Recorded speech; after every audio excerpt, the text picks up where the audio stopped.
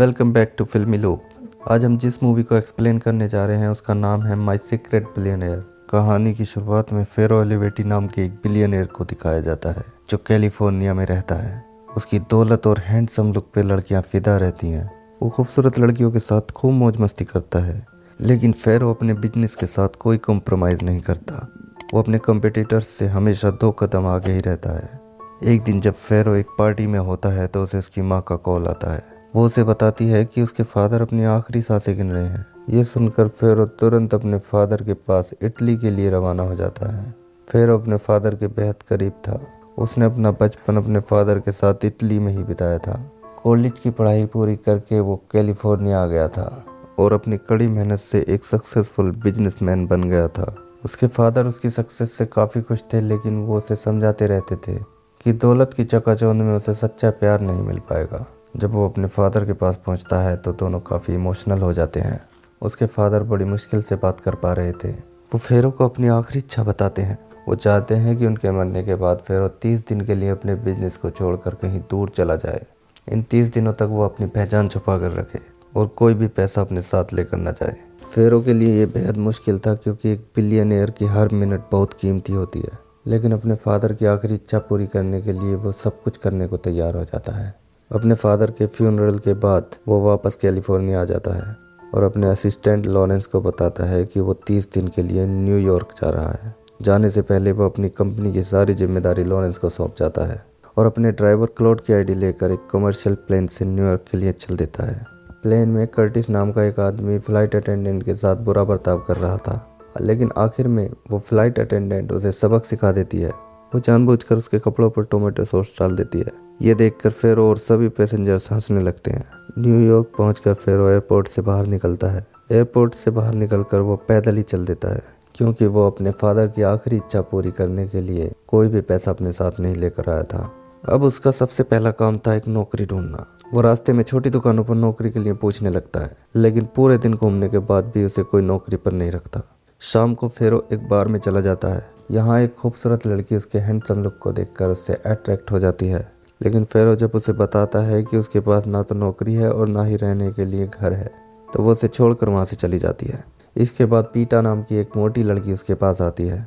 फेरो उसे बताता है कि आज रात रुकने के लिए उसके पास कोई जगह नहीं है। पीटा उसे अपने साथ चलने के लिए कहती है और फेरो उसके साथ उसके फ्लैट में चला जाता है, जहाँ उसके फ्लैट में एक और लड़की सोई हुई थी। पीटा अपने रूम में फेरो के साथ रोमांस करने की कोशिश करने लगती है, लेकिन फेरो उसे झूठ बोल देता है कि वो एक गे है। इतनी देर में डायना की आंख खुल जाती है। वो फेरो को देख के डर जाती है और उसे अपने फ्लैट से निकाल देती है। अब आधी रात को फेरो को सड़कों पर आना पड़ता है। यहाँ 2 गुंडे उसके पीछे पड़ जाते हैं। फेरो उनसे बचकर एक मकान की बालकनी में छिप जाता है। वो उन गुंडों से तो बच जाता है, लेकिन उस मकान का मालिक फेरो को देख लेता है। पुलिस फेरो को पकड़ कर ले जाती है और उसकी पहली रात पुलिस कस्टडी में कटती है। सुबह को पुलिस उसे छोड़ देती है, क्योंकि पुलिस को पता चल गया था कि वो चोरी नहीं कर रहा था। अब फेरो पुलिस स्टेशन में लगे टेलीफोन के पास रखे 50 सेंट उठा लेता है और पुलिस स्टेशन से बाहर आ जाता है। फेरो ने कल से कुछ नहीं खाया था। उसे बहुत तेज भूख लगी थी। वो एक दुकान पर जाता है और कहता है कि मेरे पास 50 सेंट और एक ब्रांडेड कंडोम का पैकेट है, क्या तुम उसके बदले में मुझे खाना दे सकते हो? लेकिन वो दुकानदार उसे खाना नहीं देता। अब वो एक ठेली वाले के पास जाता है जो हॉट डॉग बेच रहा था। एक हॉट डॉग का प्राइस $2 होता है। फेरो उसे 50 सेंट दिखाता है और कहता है कि क्या इतने पैसे में कुछ खाने को मिल सकता है? वो ठेली वाला ये सुनकर मुस्कुराता है और उसे एक हॉट डॉग फ्री में दे देता है। फेरो उसे देखता रह जाता है। वो ठेली वाले से उसका नाम पूछता है। ठेली वाला अपना नाम एंजेलो बताता है। फेरो उसको कई बार थैंक यू बोलता है और वहाँ से चला जाता है। इसके बाद फेरो एक डस्टबिन पर रखे न्यूज़पेपर को उठाने के लिए आगे बढ़ता है, लेकिन उससे पहले एक भिखारी जैसा दिखने वाला आदमी उसे उठा लेता है, लेकिन फिर वो उससे फेरो को दे देता है। फेरो उसे अपने पास बचे 50 सेंट दे देता है। अब फेरो न्यूज़पेपर देखने लगता है। तभी एक छोटे ट्रक से उसे मामूली टक्कर लग जाती है और वो नीचे गिर जाता है, लेकिन ट्रक का ड्राइवर, जिसका नाम फ्रेड है, वो भागकर फेरो के पास आता है और उसे खड़ा होने में मदद करता है। फ्रेड उसे बार बार सॉरी बोलता है और उसे अपने ट्रक में बिठाता है। वो फेरो से उसका नाम पूछता है तो फेरो उसे अपना नाम क्लॉड बताता है और कहता है कि वो किसी नौकरी की तलाश में है। ये सुनकर फ्रेड उसे अपने कस्टमर के बारे में बताता है जिन्हें ड्राइवर की ज़रूरत है। वो फेरो को अपने साथ वहाँ लेकर भी जाता है और उसे वहाँ छोड़कर चला जाता है। फेरो उसे थैंक्स कहता है और अंदर चला जाता है।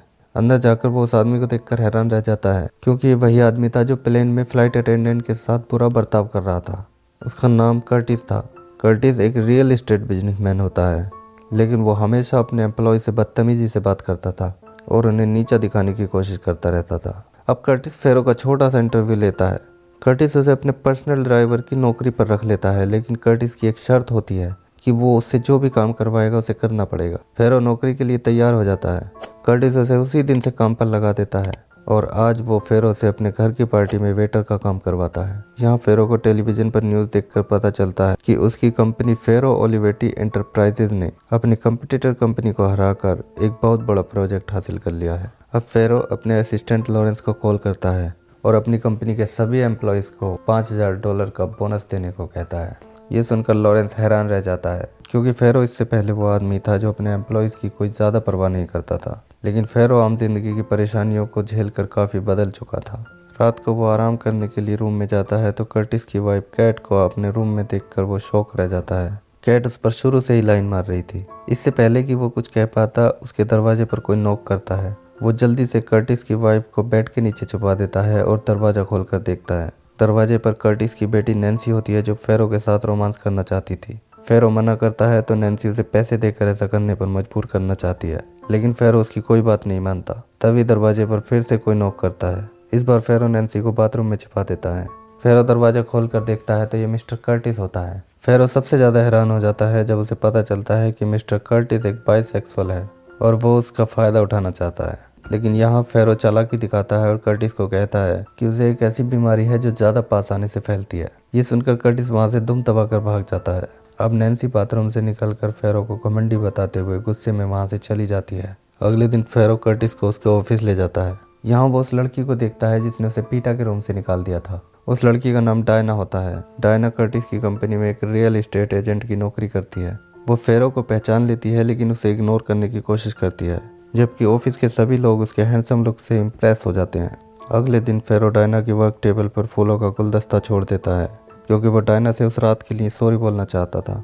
डायना अपनी टेबल पर गुलदस्ता रखा हुआ देखती है, लेकिन कुछ नहीं समझ पाती, क्योंकि गुलदस्ते पर किसी का नाम नहीं लिखा था।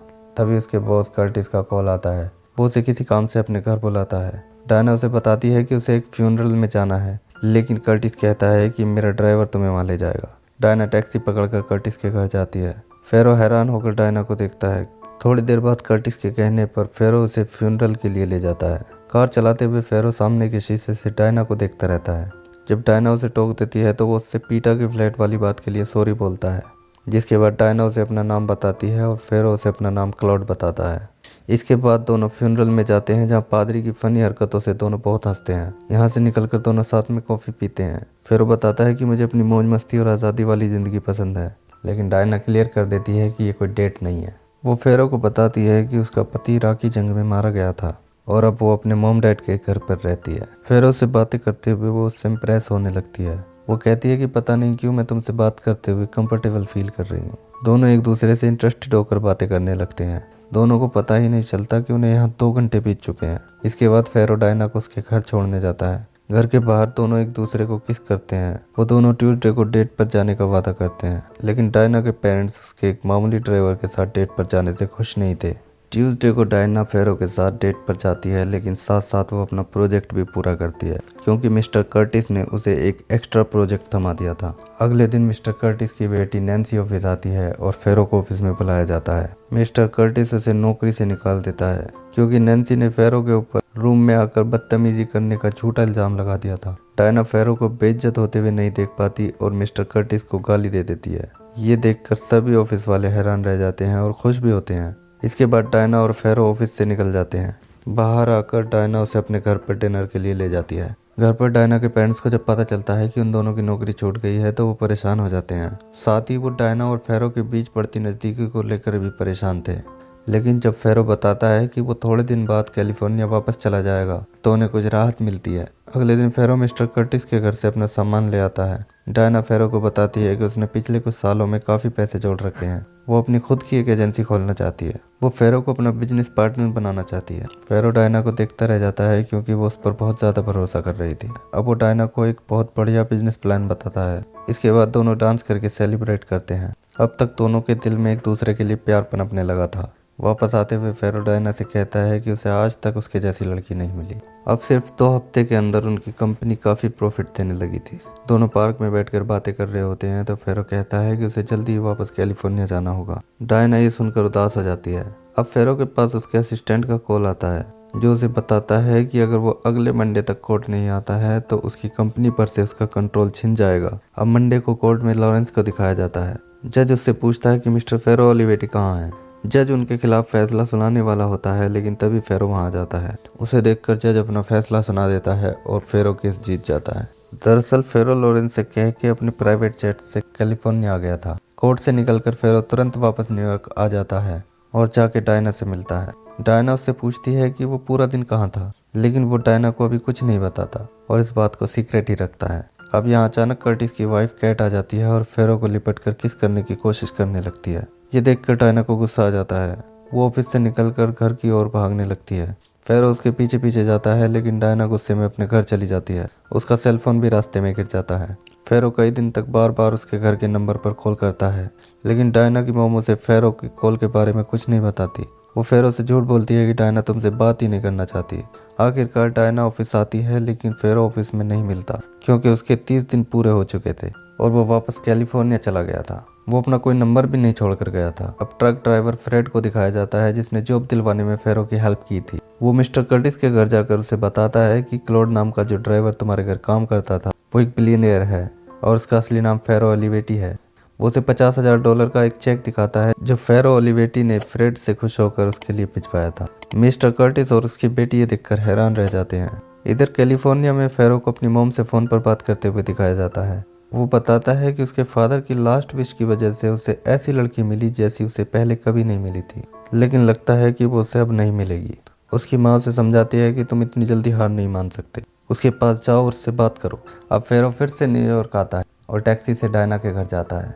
डायना की मोम उसे अंदर नहीं आने देना चाहती थी लेकिन इस बार डायना दरवाजे पर आ जाती है। फेरो को देखते ही वो उससे पूछती है कि उसने उसे कॉल क्यों नहीं की थी। डायना को पता चल जाता है कि उसकी मोम ने फेरो की कॉल की बात उससे छुपाई थी। डायना अपनी मोम पर गुस्सा होती है। अब डायना और फेरो काफी बातें करते हैं और अपने प्यार का इजहार करते हैं। इसके बाद फेरो डायना से अपने साथ कैलिफोर्निया चलने को कहता है। ये सुनकर डायना खुश हो जाती है। वो कहती है कि मेरे पेरेंट्स चाहे कुछ भी कहें, मैं बस तुम्हारे करीब रहना चाहती हूँ। इसके बाद दोनों कैलिफोर्निया के लिए चल देते हैं। कैलिफोर्निया पहुंचकर वो डायना को अपनी असलियत बताता है कि वो एक बिलियनियर है और उसका असली नाम फेरो ओलिवेटी है। इसके बाद फेरो डायना को शादी के लिए प्रपोज करता है और डायना उसका प्रपोजल एक्सेप्ट कर लेती है। इसके 6 महीने बाद दोनों शादी कर लेते हैं। उनकी शादी में बहुत से लोग शामिल होते हैं, खास तौर से वो सभी लोग जिन्होंने न्यूयॉर्क में बिना किसी लालच के फेरो की मदद की थी, जैसे ट्रक ड्राइवर फ्रेड जो फेरो की मोम मिसेस ओलिवेटी का पर्सनल ड्राइवर है, मिस्टर एंजेलो जो अपना खुद का इटालियन रेस्टोरेंट चलाते हैं। इसके अलावा पीटा, मिस्टर कर्टिस और डायना के सभी कलीग्स भी उनकी शादी में शामिल होते हैं। इसी के साथ ये कहानी यहीं पर एंड हो जाती है।